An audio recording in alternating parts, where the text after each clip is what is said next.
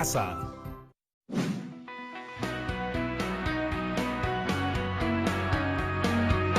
Hola chicas y chicos de segundo grado. ¿Me dan un segundito para terminar este resumen? No me demoro nadita. ¿Ya? Finalmente, Ernesto debe abandonar la escuela e irse de Abancay. Esta novela escrita en 1958 retrata con claras referencias autobiográficas, la niñez de Ernesto, pero también la fragmentación de nuestra sociedad, que lamentablemente no hemos podido resolver hasta hoy. Punto final.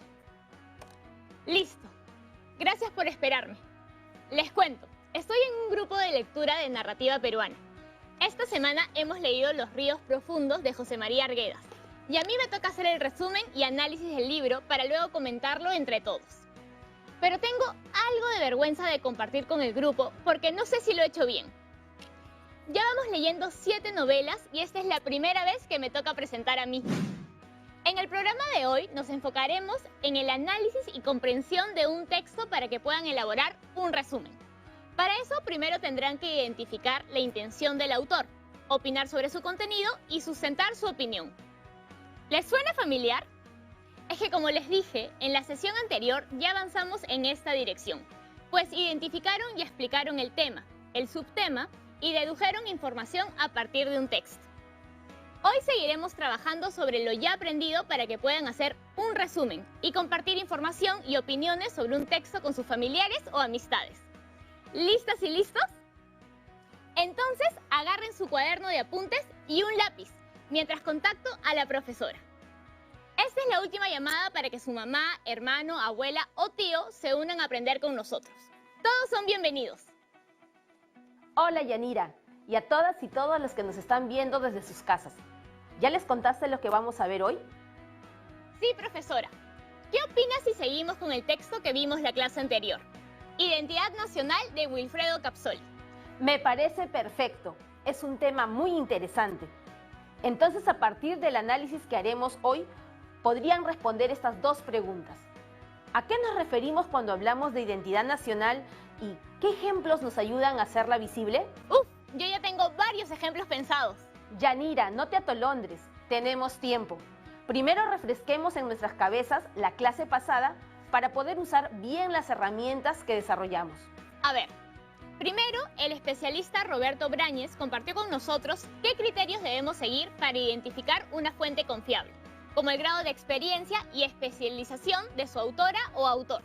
Y aplicamos esos criterios para seleccionar el texto Identidad Nacional, porque es de Capsoli, un reconocido académico peruano especialista en antropología histórica. Y luego fuimos analizando párrafo por párrafo para identificar el tema del texto y los subtemas que aparecen en cada párrafo y las ideas principales. Ahora sí, empecemos. ¿Y no vamos a recordar qué herramientas aprendimos para hacer este análisis? Ay, perdón, es que cuando me gusta un tema me emociono y quiero saberlo todo lo más rápido posible. Pero tiene razón, es mejor ir paso a paso. No te preocupes, yo soy igual, pero es muy importante que tengamos todo muy claro para avanzar. ¿Recuerdan qué preguntas nos debemos hacer siempre para identificar el tema? ¿De qué trata el texto? Así es.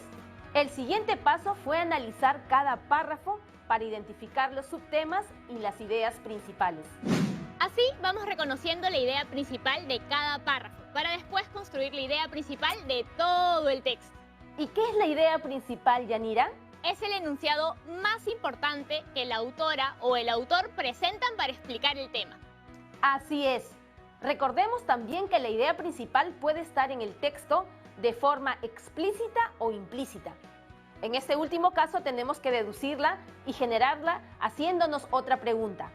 ¿Recuerdan cuál era? Yo sí. ¿Qué es lo más importante que el autor me está diciendo sobre el tema?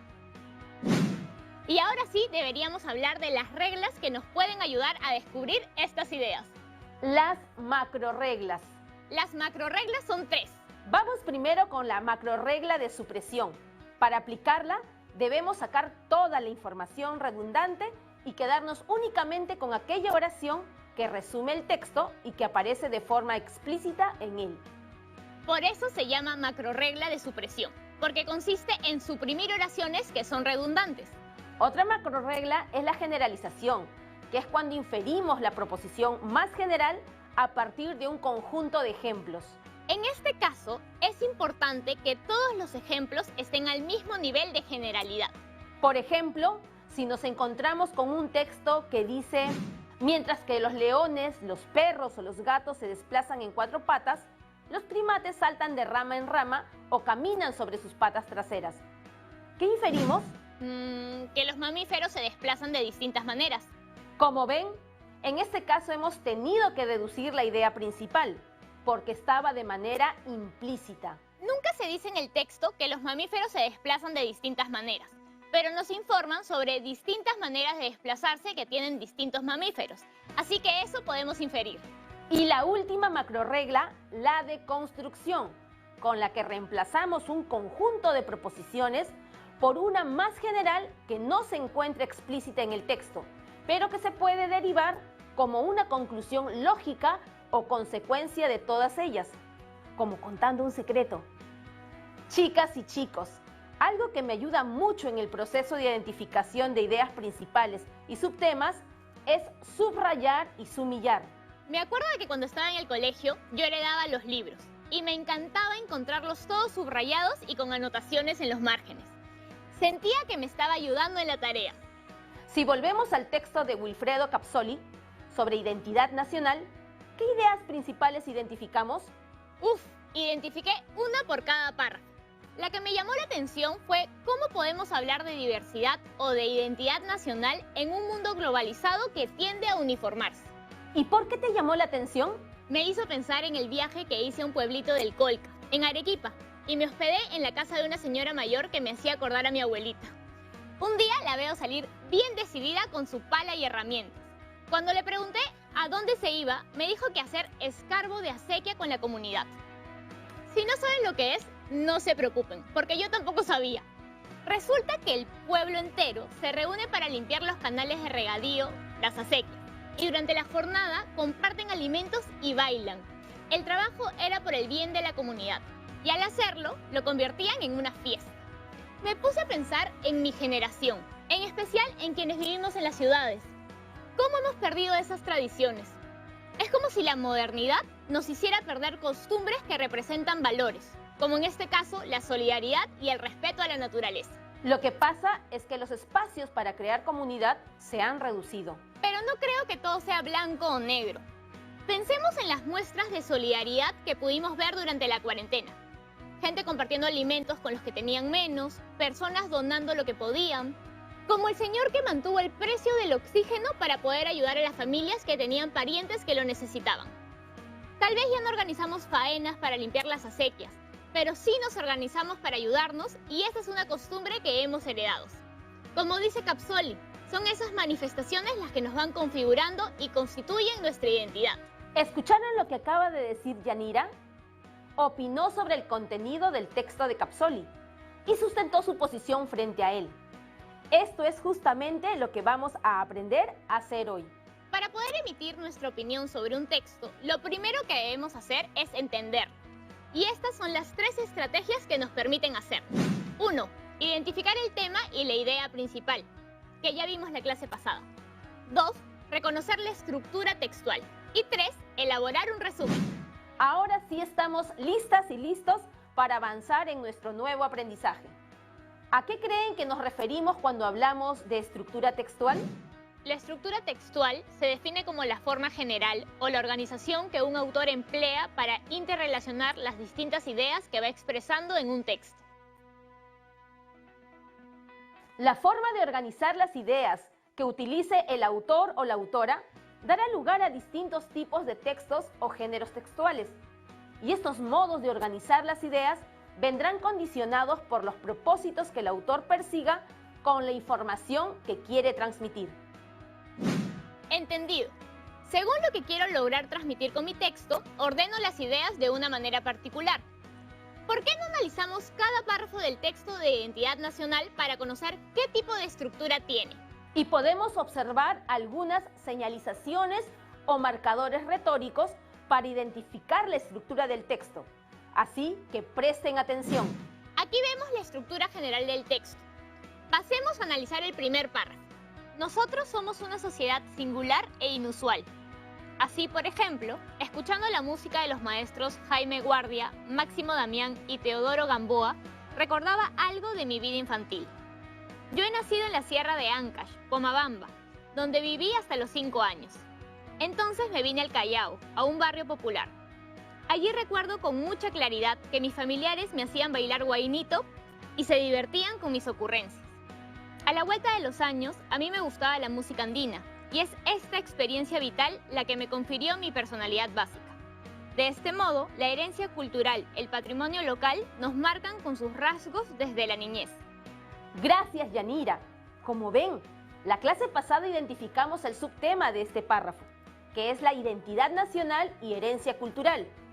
Y como idea principal, dijimos que la herencia cultural y el patrimonio local nos marcan con sus rasgos desde la niñez. Además, en el cuerpo de texto están resaltadas unas palabras clave. ¿Qué nos indican?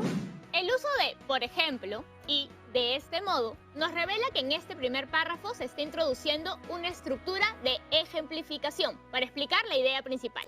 Ya tenemos analizado el primer párrafo. Pasemos al siguiente. Tengo una anécdota con relación al país en su conjunto. El año 1980, un grupo de peruanos fuimos invitados a la China Popular. Éramos una delegación de 5 personas, entre dirigentes sindicales, políticos y profesores universitarios. Estuvimos allí 2 meses viajando por muchos lugares. Era sorprendente que donde íbamos concitábamos la atención de la gente, recibíamos muchas consideraciones. Cuando ya retornábamos al Perú, en el aeropuerto, la intérprete que nos acompaña nos dice: compañeros, ¿se dieron cuenta de que tenían tanta acogida donde iban? Sí, le dijimos. ¿Y por qué creen? Y tratábamos de dar respuesta desde la perspectiva histórica, política, etc.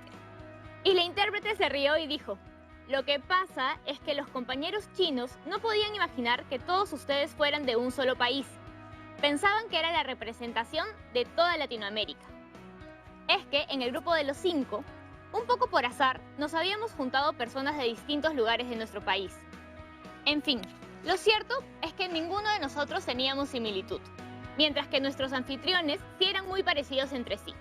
Nuestro país es peculiar, nuestro rostro social es absolutamente singular. Hemos dicho que el subtema en este párrafo es la diversidad del Perú, y la idea principal es que somos un país muy diverso en cuanto a rasgos y características. Esta vez, ¿qué nos revelan las palabras claves? ¿Me ayudas, Yanira? Tengo una anécdota, me hace pensar que el autor sigue usando ejemplos para explicar algo.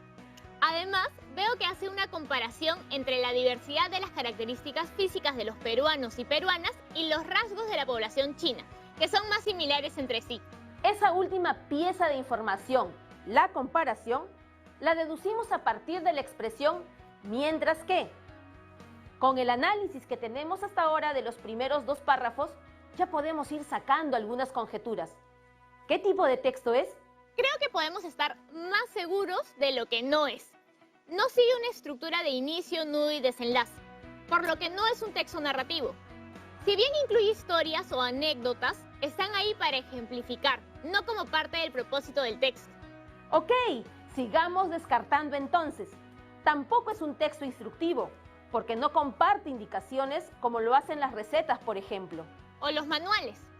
Cada vez estamos más cerca de saber qué tipo de estructura textual tiene el texto.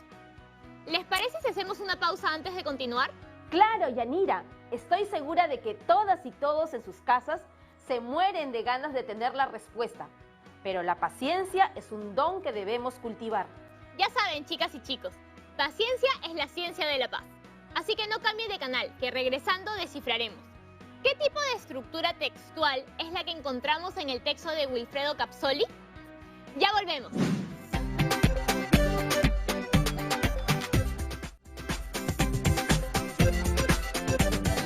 Ya estamos de vuelta y cerquísima a conocer la respuesta. Solo nos faltan 2 párrafos. ¿Estamos listas y listos para avanzar? ¡Listísimos! Entonces, hagámoslo. Actualmente, el mundo tiende a uniformarse. En estas condiciones, la idea de la nación y del nacionalismo es cuestionada al punto de negar su existencia. Es decir, una sola forma de ser proyecta su imagen al mundo, cubriendo todos los espacios y tratando de anular la idea de que cada nación tiene sus propias características. Siendo un país milenario, deberíamos buscar las reservas productivas y morales en la memoria de nuestros ancestros. Ya habíamos identificado que el subtema es la identidad nacional en un mundo globalizado. Y la idea principal es que como somos un país milenario, deberíamos buscar las reservas productivas y morales en la memoria de nuestros ancestros. ¿Qué más vemos? Que la única señalización está en la palabra actualmente. ¿Qué nos indica esto? Que Capsoli va a hablarnos de un contexto actual. En los dos párrafos anteriores han narrado anécdotas del pasado. Esta señalización marca una comparación entre la realidad actual y la de las anécdotas del pasado. De esta manera, crea una relación entre este párrafo y los anteriores. Pero leamos el último párrafo antes de sacar conjeturas. La solidaridad, por ejemplo, es un valor constante que se manifiesta en momentos de dificultades y desigualdades económicas. Sin este valor, difícilmente podríamos imaginar la sobrevivencia de nuestra población frente a la crisis y la violencia. La empatía con la naturaleza es también un factor para considerar. No se trata de destruir los recursos y los paisajes naturales porque con esa potencialidad se construirá el futuro de nuestra sociedad. Si ahora propiciamos su enajenación total, estamos atentando contra las generaciones venideras. No por casualidad, los movimientos ecologistas se interesan por conocer y recoger las experiencias de valorar la naturaleza como un dios en la vida cotidiana de los peruanos prehispánicos. La paciencia y la larga espera, la inteligencia y la firmeza, el humor y la alegría son otros tantos aspectos a tener en consideración para imaginar lo nacional en forma positiva y edificante. Bien, con esto acabamos nuestra lectura. Presten atención a las expresiones señalizadas, por ejemplo, y son otros tantos aspectos. ¿Qué información que nos faltaba nos revelan? Para dar una respuesta, consideren dos aspectos. Uno, la idea principal del párrafo y dos, que es el párrafo de cierre. En los anteriores párrafos, el autor se había apoyado en la ejemplificación y la comparación para explicar la diversidad en el Perú. Y en este concluye citando los valores que nos identifican. Repasemos la información que hemos deducido a partir de nuestro análisis. Yo creo que ya es suficiente para poder identificar la estructura y afirmar qué tipo de texto es este. Capsoli se vale de ejemplos y una comparación para explicar y brindar información en torno a la identidad nacional. Finalmente, cierra permitiéndonos identificar los valores que configuran esa identidad. Has mencionado dos palabras claves, explicar e información, que nos revelan que se trata de un texto expositivo. Su función primordial es transmitir información, pero no se limita a proporcionar datos, sino que además agrega explicaciones y describe con ejemplos y analogías. Este tipo de texto se usa en todas las ciencias, como las ciencias sociales, ya que su objetivo central es proporcionar explicaciones a los fenómenos característicos de cada uno de sus dominios. Por ejemplo, en este caso busca explicar qué se entiende por identidad nacional, y para ello el autor se vale de anécdotas como ejemplos. Entonces, profesora, ¿cuál es el siguiente paso? Hacer un resumen. ¿Saben qué es un resumen? Es breve, en relación al texto original. En este caso, el texto que hemos leído. Justamente por su extensión, contiene la información más importante del texto original. Se redacta con un lenguaje cercano. Por lo general, mantiene la secuencia que el autor ha utilizado en el texto original, en la presentación de las ideas, aunque la información puede ser reordenada. Otra característica es que las ideas están conectadas unas con otras y pueden ser leídas de corrido. La yuxtaposición de ideas sin conectores no es un resumen. Un esquema o un cuadro sinóptico tampoco lo son. Está libre de comentarios y expresiones personales de quien elabora el resumen. Por eso no incluyan frases como más adelante, me parece, el autor dice, aunque mi opinión es distinta, etc. Un resumen no busca expresar tu opinión, es un retrato objetivo y reducido del texto original.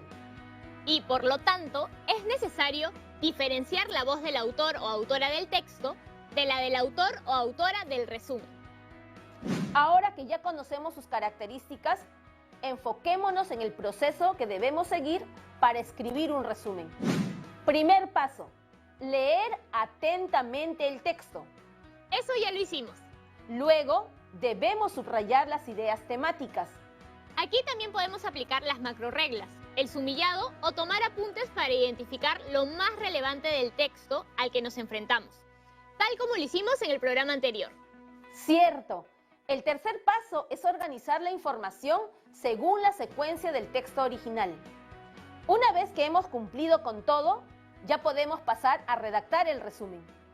Y ya si queremos hacer el mejor trabajo posible, como último paso podemos evaluar el resumen y verificar si cumple con todas las características. De acuerdo con ese proceso, nosotros ya tenemos los 2 primeros pasos listos. ¿Pasamos a organizar la información? Hagámoslo. Veamos todas nuestras ideas principales juntas. Este es el orden en el que aparecen en el texto. Como vimos, también podemos reordenar la información. ¿Qué dicen? ¿Respetamos la secuencia fijada por el autor? ¿O reordenamos nuestra información? Yo empezaría con la segunda idea, porque es un poco más general, mientras que la primera habla específicamente de la herencia cultural. Entonces, empezaría con esto. Somos un país muy diverso en cuanto a rasgos y características. Nuestro rostro social es singular. Para que todo sea más claro, ¿qué te parece si la reelaboramos para conectar con la idea 1? ¿Podemos hacer eso? Siempre que no cambiemos el sentido de la idea, sí. Quedaría así. Somos un país diverso en cuanto a rasgos y características sociales. Nuestra diversidad viene desde nuestros ancestros y nos ha marcado desde la niñez. Y si continuamos con las ideas 3 y 4, queda así. Somos un país diverso en cuanto a rasgos y características sociales. Nuestra diversidad viene desde nuestros ancestros y nos ha marcado desde la niñez. Es en esa riqueza milenaria y ancestral que deberíamos buscar las reservas productivas y morales para, a través de los valores que nos representan y que se manifiestan en diversas situaciones, seguir construyendo una identidad nacional positiva y proyectada hacia el futuro. Lo hemos logrado. Ya tenemos nuestro resumen hecho. Ahora, con el texto bien leído, su resumen listo y sus opiniones claras, pueden sustentar su interpretación del texto frente a quien sea. ¿Alguien tiene una pregunta? Sí. Dayana de Hacho ha sido la primera en hacer una pregunta. Ahí va. Hola profesora, gracias por la clase. Yo quería saber si cada vez que hago un resumen debo seguir todo ese proceso, porque es importante. Gracias. Dayana, gracias por tu pregunta. Lo recomendable es hacerlo, porque identificar el tema y la idea principal y reconocer la estructura textual fortalecen nuestra comprensión de un texto escrito. Si puedo agregar algo, el proceso de creación de este resumen nos ha ayudado a, primero, comprender la totalidad del texto y a partir de ahí construir una opinión sustentada.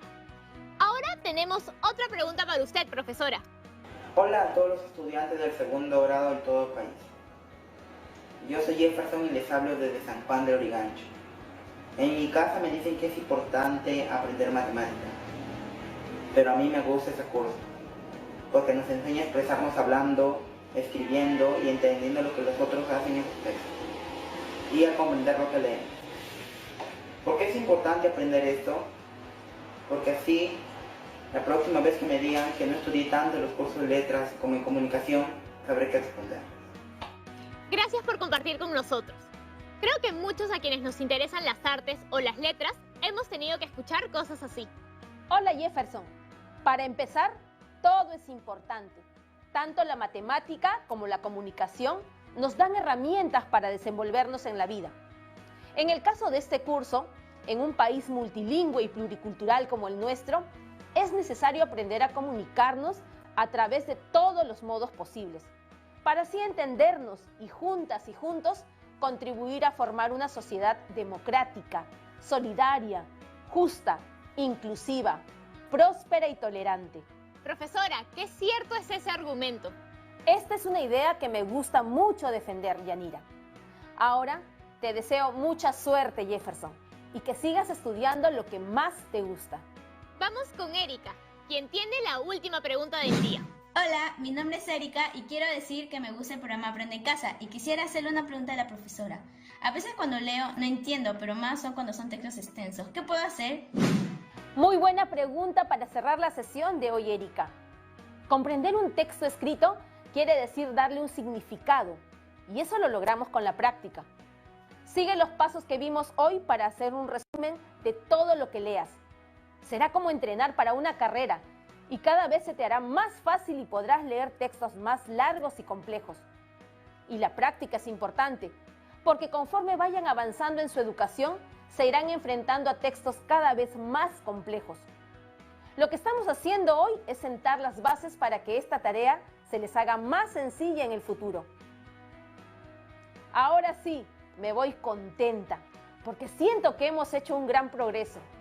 Un abrazo virtual y espero encontrarnos pronto. ¿Qué aprendimos esta semana? ¿Qué procesos hemos seguido para aprender? ¿Para qué lo hicimos? ¿Qué podemos mejorar? ¿Ven? Les dije que para el final del programa sabrían hacer un resumen. Para hacerlo, le hemos dado una lectura general al texto sobre la identidad nacional, para luego hacer un análisis más minucioso, párrafo por párrafo. A lo largo de esta semana pudimos identificar el tema del texto preguntándonos, ¿de qué trata el texto? También identificamos los subtemas del texto. Después pasamos a identificar las ideas principales, apoyándonos en la pregunta, ¿qué es lo más importante que el autor me está diciendo sobre el tema?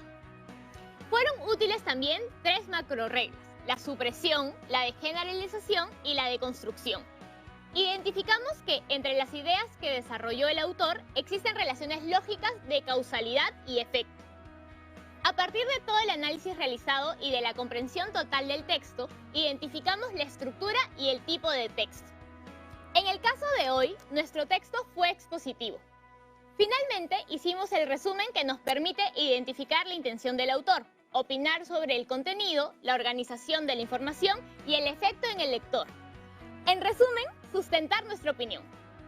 Ahora que ya vieron que no es tan difícil y que no toma tanto tiempo, les dejo este reto. Seleccionen otro texto relacionado a la identidad nacional y redacten un resumen siguiendo el proceso que desarrollamos hoy. Cuando hayan terminado, compártanlo con su familia o compañeros y compañeras de escuela y sustenten su posición frente al texto. Y no olviden archivar su resumen y los apuntes que usaron para elaborarlo en su portafolio. Y con este reto me voy a darle una última chequeada a mi resumen de los ríos profundos antes de enviarlo. Gracias por acompañarnos un día más. ¡Hasta pronto!